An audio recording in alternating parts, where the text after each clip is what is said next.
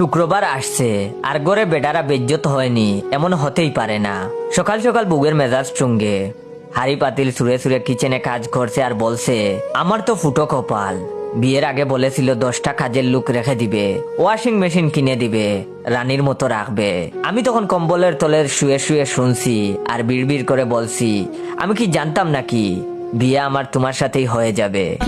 একটু পরে এসে সু মেরে এমন ভাবে কম্বলটা নিয়ে গেল যেন বাড়ায় দিয়েছিল। আমি তখন বললাম, আরে শুক্রবারেও একটু ঘুমাতে দাও না সকালে।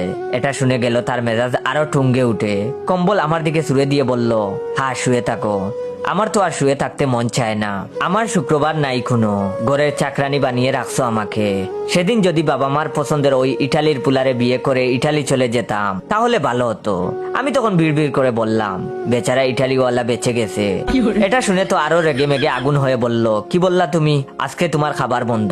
তোমার সাত কপালের ভাগ্য আমার মতো সাদাসিধে একটা মেয়ে তোমাকে বিয়ে করেছে। তোমার দরকার ছিল একটা দজ্জাল জল্লাদ কুটনি বউ, তাহলে বুঝতা। কয়দিন পর পর শুক্রবার আসে। এই বলে হনহনিয়ে বউ চলে গেল। আমি বেচারা শুয়ে শুয়ে চিন্তা করতে লাগলাম, এই যদি হয় সাদাসিধা তাহলে দজ্জাল জল্লাদ কুটনি মেয়ে কেমন হয়। আমি তখন উঠে বিছানাপত্র গুছিয়ে ওয়াশরুমে গিয়ে দেখলাম 2 বালতি কাপড় চোপড় ভিজিয়ে রাখা হয়েছে ধোয়ার জন্য।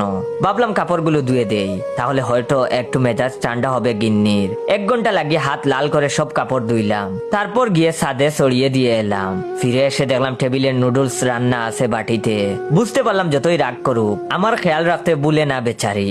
ক্ষুধায় পেটে চুচু করছে 2 বালতি কাপড় চোপড় ধুয়ে যুদ্ধের সৈনিকদের মতো ঝাঁপিয়ে পড়লাম নুডলসের বাটির উপর। কিন্তু মুখে দিতেই আবার বের করে নিয়ে আসলাম, লবণ অনেক বেশি হয়েছে। ভাবলাম আমি বউকে ডাক দিয়ে বলবো, কিন্তু এমনিতেই তার মেজাজ টুঙ্গে উঠে আছে। এখন আবার এটা বললে বলবে নিজে রান্না করে খাও। আমি ওর চেয়ে ভালো রান্না করতে পারি না। তাই আর কিছু না বলে লবণ বেশিওয়ালা নুডলস খেয়ে নিলাম দম বন্ধ করে, পেট ভরা দিয়ে কথা।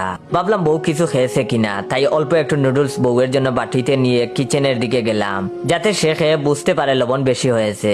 তাই আমার আর বলার দরকার হবে না। উফ কি বুদ্ধি আমার। কিচেনের দরজার কাছে যেতেই শুনলাম বউ ফোনে তার বান্ধবীর সাথে কথা বলছে হেসে হেসে। আমি তখন কান পেতে শুনলাম বউ বলছে, আজকে বেডারে দিয়া বহুত কাম করাইছি, সকাল সকাল উঠেই মেজাজ খারাপ করে রাখছি। বেডায় ডরে প্রথমে বিছানাপত্র সব গুছাইছে, তারপর কাপড় চোপড় ধুইছে। আমি তো এইসব দেইখা খুশিতে নুডলসে লবণও বেশি দিয়া ফেলছি। বেটা দেখি সেইটাও মুখে বুঝে খেয়ে নিছে।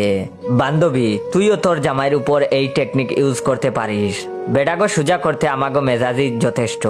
আমি তখন বাইরে থেকে এটা শুনে নুডলসের বাটি টুপি বানিয়ে মাথায় দিয়ে বললাম, জয় হোক বেডি জাতির।